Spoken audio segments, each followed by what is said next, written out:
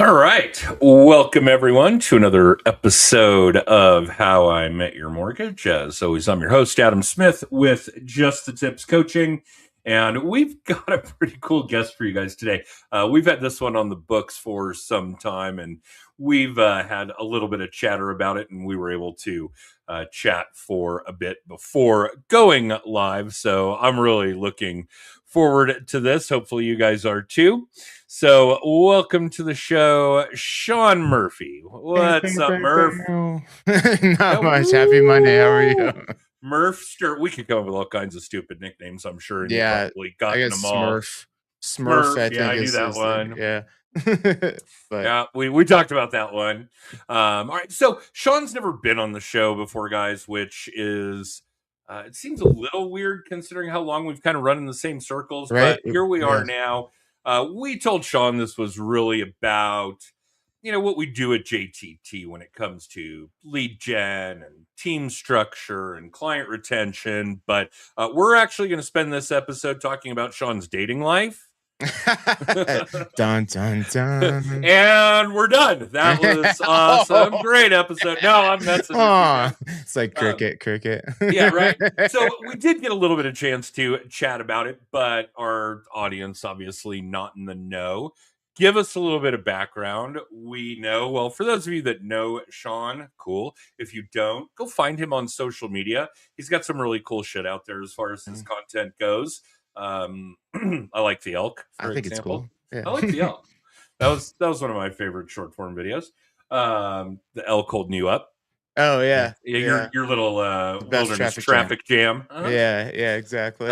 But those of us that know you're from Ohio. Mhm.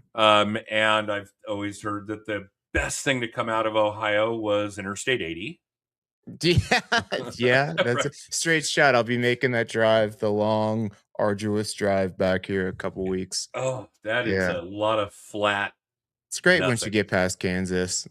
Kansas, Yeah, it's just like overpopulation. How? We have all this room. There's so right. much room. Yeah, I You can- think yeah. I-80 and I-70 across Nebraska and Kansas, or Kansas and Nebraska, Yeah. respectively, are probably the most boring stretches of Yeah. interstate highway in the country. I So, think everyone agrees yeah. with that.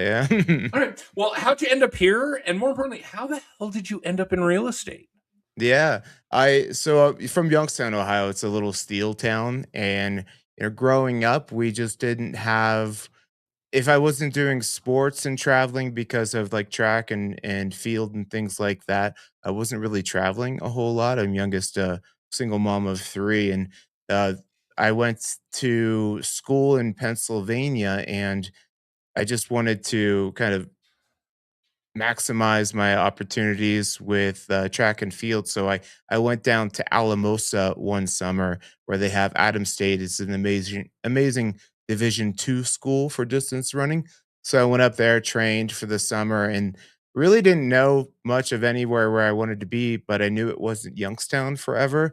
And so as soon as I graduated, I just set a date in January. I graduate in December. So I said, if I don't have a job by January, I'm just gonna drive. I'm gonna drive, and I ended up at Sloan's Lake in Denver, and I found a room to rent, and that's how I got out here. That was where you ran out of gas.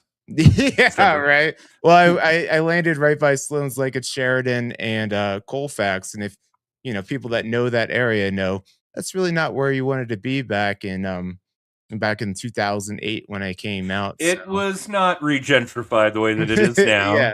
granted. Which So is funny because it was very different when I was a kid. oh really? Oh, yeah. You wanted to be around Sloan's Lake if Yeah. you were not necessarily my tribe, but let's say my parents' tribe, their Mm, parents' tribe. Yeah, yeah. it's a very different animal. And then it had a bit of a dip, to put it nicely. And yeah, now it's regentrified Yeah, into it was something like, I think it was spectacular. the beginning of that too, because the Starbucks I went into was a Magic Johnson, sponsored Starbucks, and I guess he was collaborating with Starbucks to move Starbucks into these, seedy, I guess would be the word, areas to help just bring other businesses in as well. So, yeah. Yeah, I didn't know magic was It involved in was that. yeah, I think it Learned was a something new. short-lived thing, but All right. yeah, that was the idea back in the day. So, All right. um Sidebar, I as a kid, I did apply to Adams, as Okay. well as a handful of others, including Colorado State. And at Colorado State, there was a guaranteed admission if your grades were a certain level. Mine were not, but your scores were a certain level, and they were. Sure. And after I agreed to attend CSU in Fort Collins, I got a letter from Adams State saying, "Hey, we're really not sure about you. You want to write us an essay?" And I was like, "Nah, I really, You're surely not gonna want me then, yeah, I'm right? gonna go to State, but Yeah. thanks." So yeah, go Rams. Sorry, Adams. Yeah. All right, so you weren't in real estate then when you, No. like so many pioneers before you, Right. came across the Midwest, Right. saw the mountains, and said, "Okay, that's far enough. We're not going to make it over that." That's probably how Denver started Fair. to begin with. So you weren't in real estate at the time. So what were you doing other than driving? Man, everything. Oh, well, really, like I wasn't driving too, because shortly after I got out here, my car broke down and I didn't have enough money to buy a car. So I was riding my bike for the first few years to Mimi's Cafe and Starbucks. So working All at right. Starbucks in the morning, like 5:30 shift, and then serving tables at night. It was first 5 years out here were real rough. And then I got into real estate uh, I like to say I got into real estate in 2012 when Trulia.com had just become a thing. It was like Trulia and Zillow were the Pepsi and Coke of the online Internet search real engine estate world. Yeah. world. Yeah. So they brought a sales team out here and they didn't know what they were doing. We would have like classes of 30 people every couple weeks, and probably 90% of the people didn't make it as inside sales job calling real estate agents. So I like to say that's like my roots in real estate industry.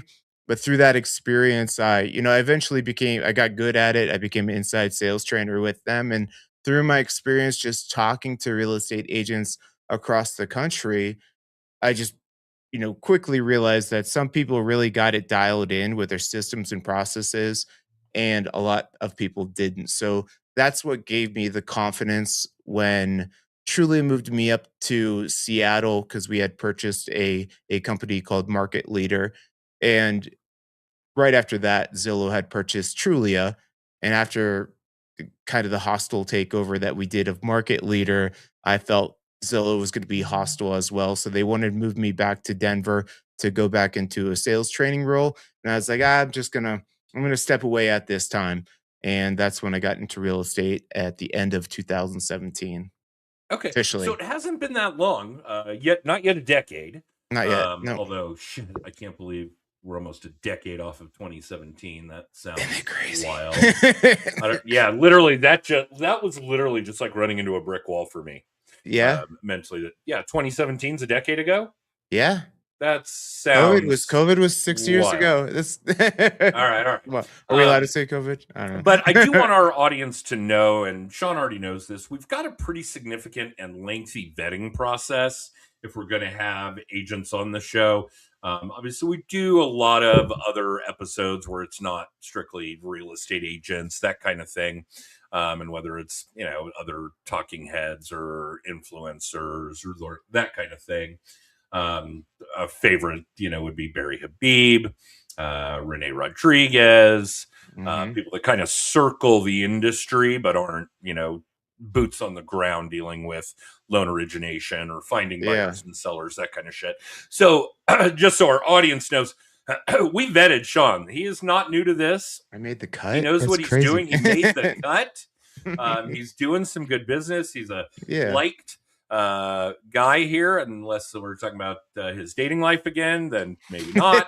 Uh, Nobody but needs to yeah, cry. so I do want the audience to know that all of our guests go through a vetting process. Certainly, the real estate agents do. We want to make sure that they're bringing something to the table to give you guys as far as where did my business come from when I started? How did I get into it? Mm. Very cool transition for you, by the way, from doing, a product where you're selling to real estate agents to becoming a real estate agent. That's unique for our guest list. And we've got a pretty robust guest list.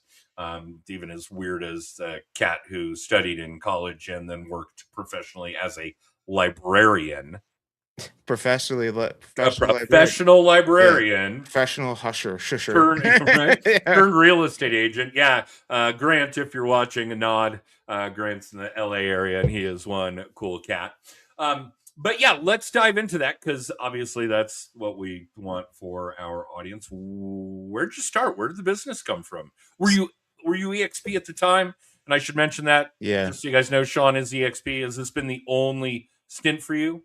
No, I think a lot of people start off because my background too was training and development, and I really I got like interested in the whole Diana Kokoska, Keller Williams model, and so I started Keller It was pretty Williams. badass 10 years ago. Yeah, she was, and no, not taking anything away from her, but my background was from that in at Trulia.com was inside sales, so a lot of cold calling, and I thought it's like I could do that. I'll start cold calling. A lot of the scripts and Expired, Fizbos. yeah, yeah, just, grunt work, getting in there, getting dirty, getting hung up on, and, it was fine. I knew I could do it, but I was like, I just don't want to be doing this forever."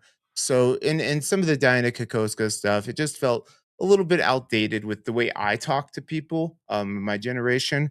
So I stopped the cold calling. I went into open houses, which I think is hands down the best thing that a new agent can be, inserting yourself into the market, having real conversations. People are a little bit more motivated. But I did that right up until you weren't allowed to do open houses anymore because they when COVID happened, you weren't allowed to have the open houses, and I was like, I got to do something else. And I started doing video, and that's when I started my YouTube channel, and that was been the best thing that I've ever done in my Oh, business. you should give us that handle for YouTube. In fact, we Mhm. just had a viewer, Kevin, in Lakeland. Hey, Kevin, it's morning for us still, but good afternoon Mhm. to you in Florida. And yeah, Sean, give us your YouTube handle. Give Yeah, us your YouTube channel. YouTube channel is called Somewhere in Colorado. I Okay. started off with a lot of like the living in Colorado. A lot of people are doing that handle, and it just felt, after a year that there were so many living in channels, we changed it to Somewhere in Colorado. I think we just passed 7,000 subscribers, which isn't a ton for you. I'm not Mr. Beast, but a lot of people just intentional search terms, and the best clients I've ever gotten are off of YouTube. So A ton of that's people are going like, "What the fuck is Mr. Beast?" I've got an right. 11-year-old, so I know Mr. Beast. Actually, I've got an 11-year-old that has a YouTube channel, streams his gaming, that kind of thing. So, Yeah. yeah, cool stuff. All Yeah. right.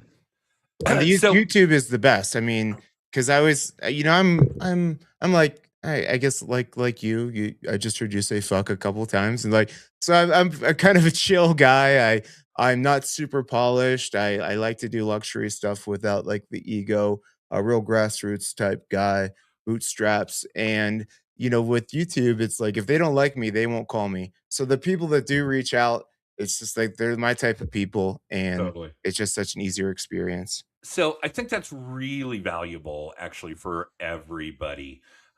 If you're watching or listening, that's a nugget that Sean just dropped that I'm not sure we can really verbalize the importance of. Be authentic, be transparent. And yeah, Sean's right. This podcast is not for kids.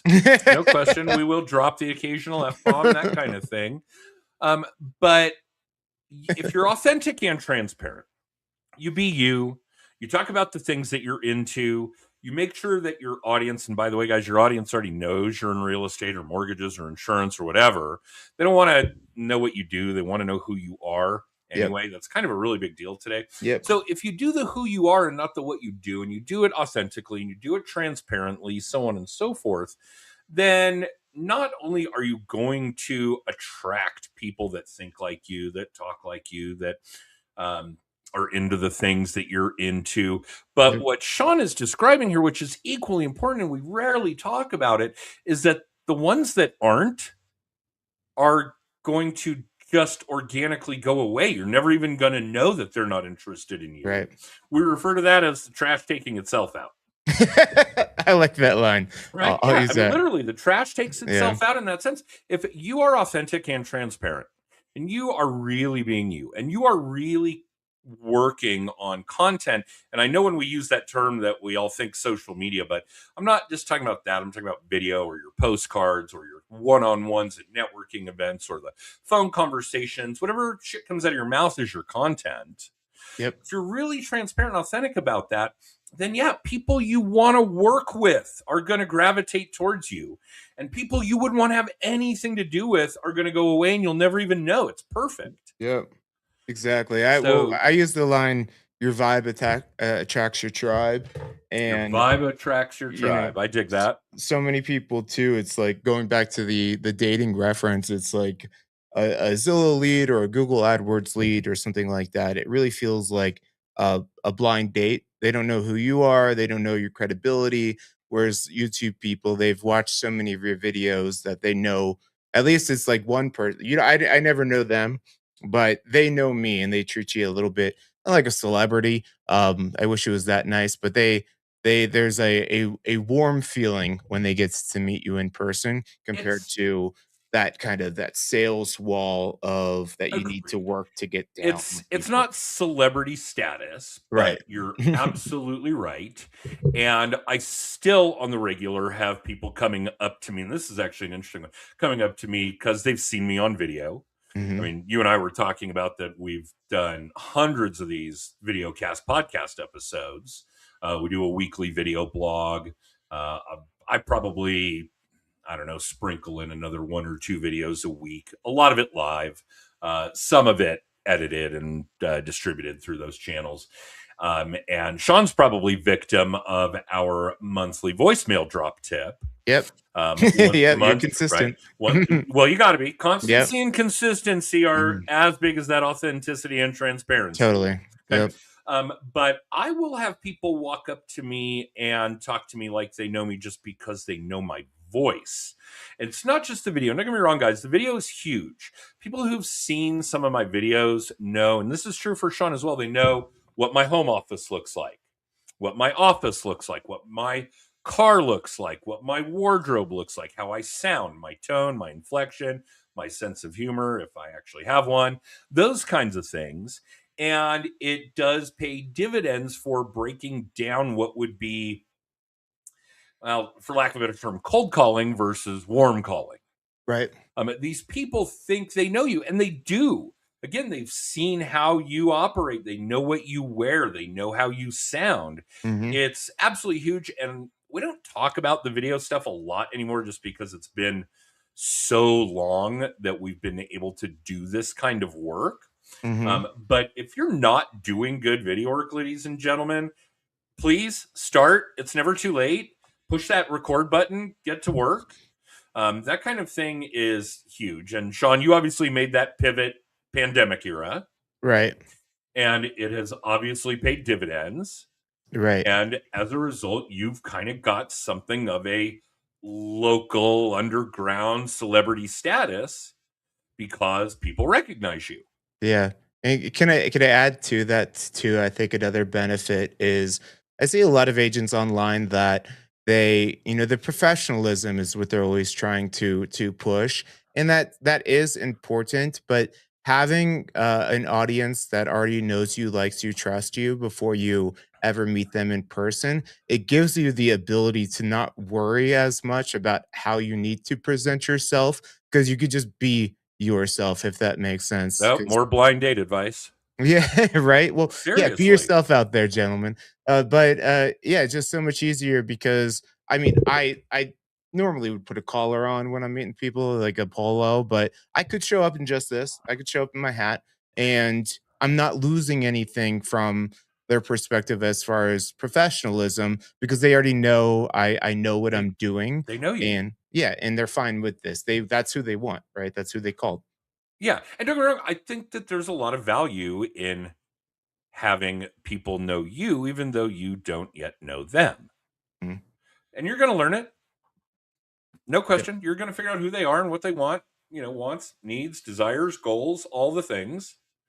So, wow. I'm kind of reminiscent of the old Paul Harvey monologue, God loves a real estate agent or God loves a realtor. And he did a bunch of them in that era. God Loves a Farmer, that kind of thing. Um, Paul but Harvey, is that the guy that did the yeah, the old radio okay. voice, and now you know the rest of the story, Okay. No, right? no, You're not old enough. I'm thinking of the, Family Feud Oh, yeah, host. no. Isn't that a I Harvey? can't That's all remember who A. that Harvey. was. Yeah, something.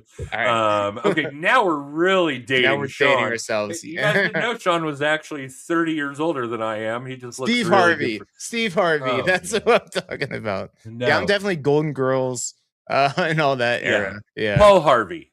Paul Harvey. Yeah, go listen to that. All Alright. of you, if you haven't already, go on YouTube and find Paul Harvey's God Loves a Realtor, especially if you're in that space. Cool things about waking up every day unemployed and Yeah. that Yeah. sort of thing. So, yeah, very, very big deal there.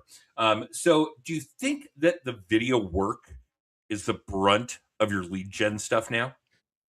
Well, we did become a Zillow preferred team, and one of my issues this year was I was kind of resting on my laurels of the good base, I guess, that I have for YouTube, and it's still doing well, but I need to be more consistent with that. My past year's focus has really been working to grow the team, which has been more challenging because we're very picky in the areas that we're looking to service and get agents in is around those Zillow markets that Zillow wants us to work. But the value for me and what I'm looking for is agents that kind of get the online persona authentically themselves, but in these niche markets that I have Zillow leads coming in, and then one of my issues in the past has been that go make a video in like Florissant or Divide, Colorado, which is about 2 hours from where I'm at now because I had a listing over there, and I'm like, while I'm there, I'll make a video. But then I'd get calls for that area, and I'm like, oh crap, I don't want to, I don't want to drive there all the time. So now that I have like Zillow in that area, and I could say, hey, I'll go build more videos in that area. I can really like provide a lot to agents. So yes, the YouTube is still like my top priority, but I do get a lot of good business that helps feed my agents off of Zillow as well. All right, well, Those let's those talk are the about two that. main ones. Yeah. Because again, part of the things that we work on pretty heavily with our clients at JTT is team structure. Mhm. Just so you're aware, for all of you, the end goal for our coaching clients when they get through the curriculum is to have a knowledge base to one, be able to get to a point where their business is strictly repeat and referral. Yep. Two, to get to a point where they are individually only doing things that they love to do or are high dollar activity. Right. And then three, to eventually build a business where they can step away while it still pays them. Yep. So team structure is a really big deal in that process. Tell us what that looks like for you. Well, For Moxie. at Moxie, and another reason I left Keller Williams too is because during that time where you couldn't have open houses, they also told me I couldn't come into the office, but I also had to keep paying for my office, and I'm like, I'm the only one that's in the office anyways, so I don't want to be paying that bill. So I moved over to EXP because with my I only have to report to one managing broker, one compliance team, and I can grow this large geographical territory of agents that we cover. So our model is a little bit different. Where some agents they work like South Denver. I live in the foothills. I work the foothills like Evergreen, Conifer, Bailey, Idaho Springs area, kind of between I-70 and 285. But I have agents in Thornton. I have agents down in Colorado Springs. I have agents in like Southeast Aurora, and that's by design. Our model is kind of we don't have an office to report to. We are a very tight knit team based off of our meetings on Zoom and communication through Slack. But we want to provide our agents with geographical, financial, and time freedom. So, like you mentioned, anything that doesn't require a license, we're trying to leverage. I'm trying to leverage my time, like you said, to be able to do higher money making activities. And yeah, that's kind of the model we have right now, that if you're looking on to relocate to Colorado, it doesn't matter if it's Thornton, Colorado Springs, Castle Rock, the foothills. I have an agent in that area that's very knowledgeable and can help you out. Okay. Very cool stuff. What about ops? Is there a TC? Yeah, Do you have some admin help?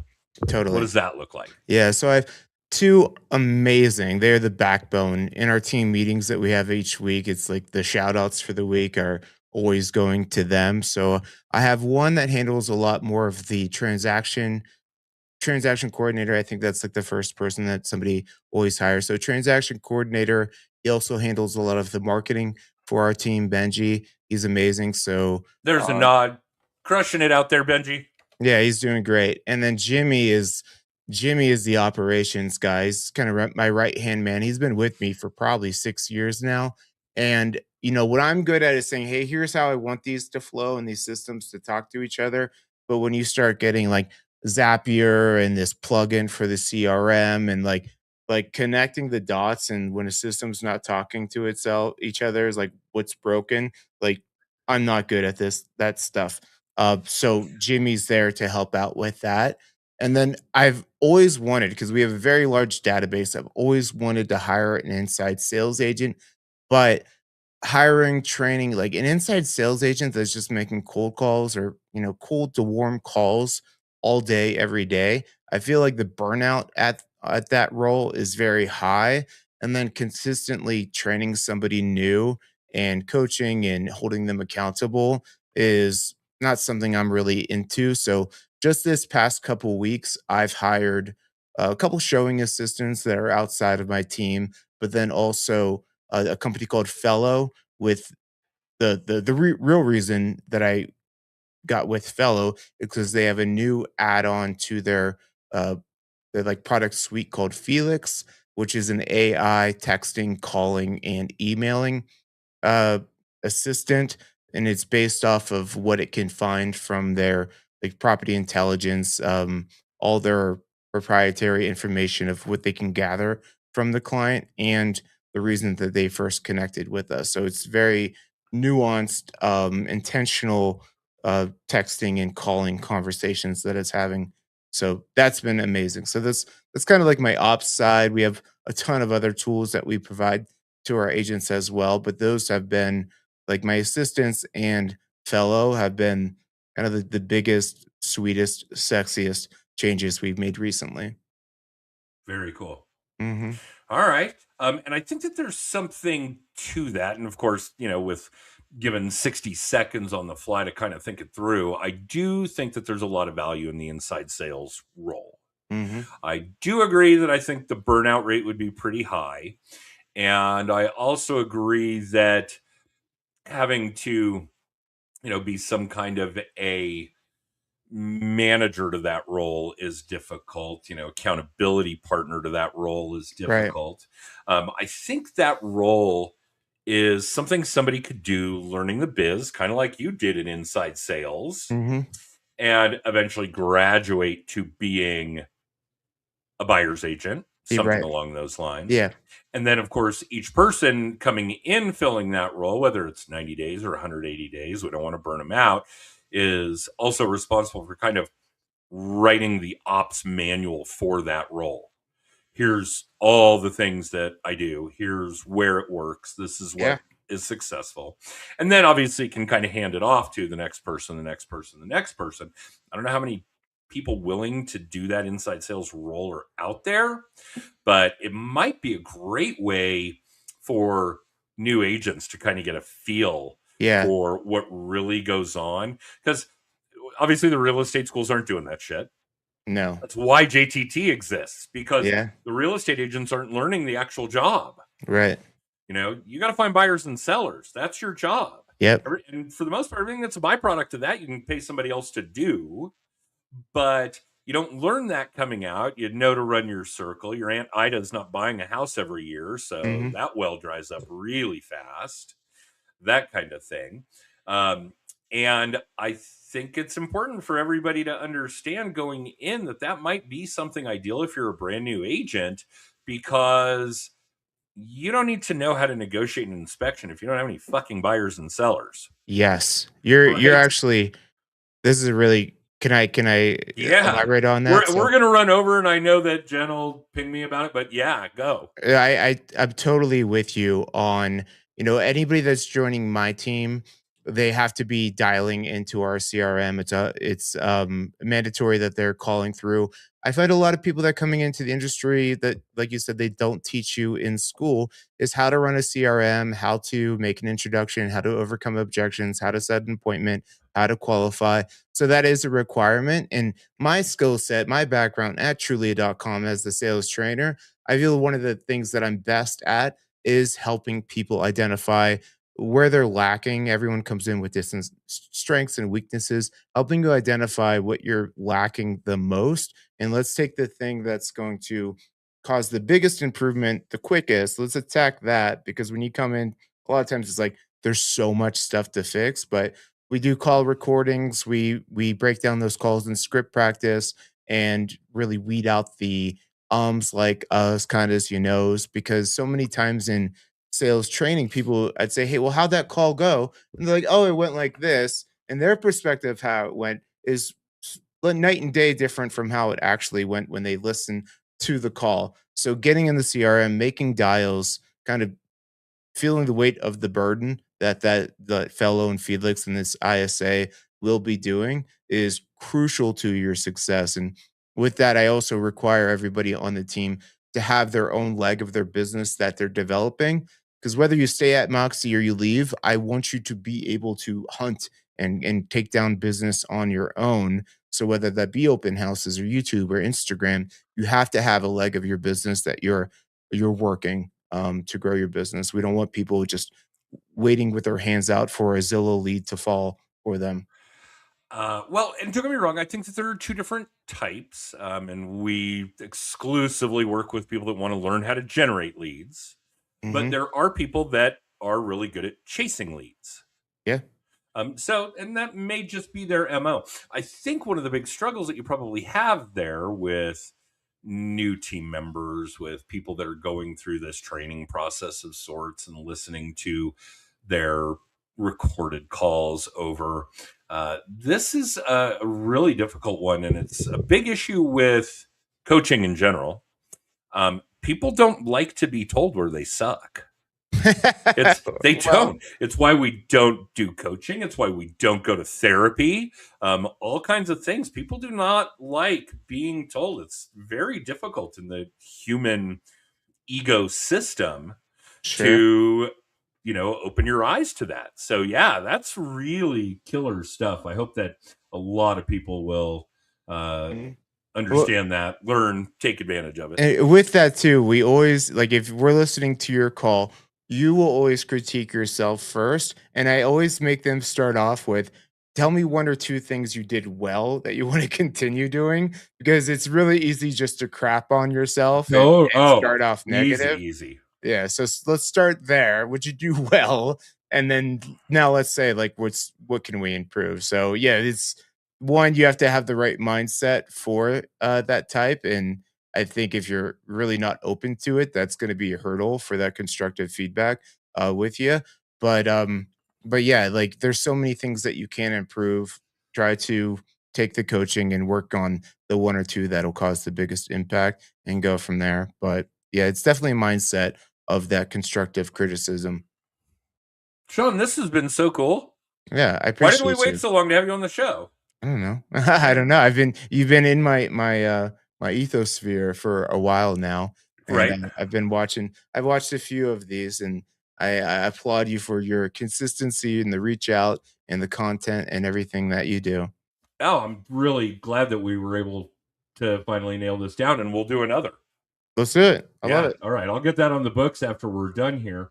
Um, and yeah, for the rest of you watching or listening live or in syndication, this has been a pretty good episode. Sean's laid out some really cool shit for you guys. So hopefully you can put some of that to good use. I Mhm, certainly know that I will. mhm. Yeah, and I guess for the rest of you, um, well, we do this live every Monday, a few exceptions, on Facebook LinkedIn and YouTube. Sorry, Sean's also broadcasting us on Insta, so wanted to throw that one out there. That is 9:30 Pacific, 12:30 Eastern on Mondays. The podcast goes up on Wednesdays on Amazon, Apple, and Spotify. And for all the things JTT, if you want to see other episodes of this, if you want to catch our weekly video blog, the weekly little tip, if you want, excuse me, copies of the books I've written on lead gen, client retention, all the shit, go check out justthetipscoaching.com. You'll find that stuff. Our annual event here coming up soon, the Mile High Mastermind in September each year. Yeah, all that stuff's on the website, so feel free to go check it out. Other than that, shit, Sean, thanks. This has been a great episode. Thank you. I appreciate you. Yeah, no sweat. Don't run off. I know we had that chat. I'm going to run the extra. We'll come back on, talk more about your dating life. All right. Sounds good. I'll be all here. right. For the rest of you, have a great week. We'll see you next week with another episode of How I Met Your Mortgage. Later.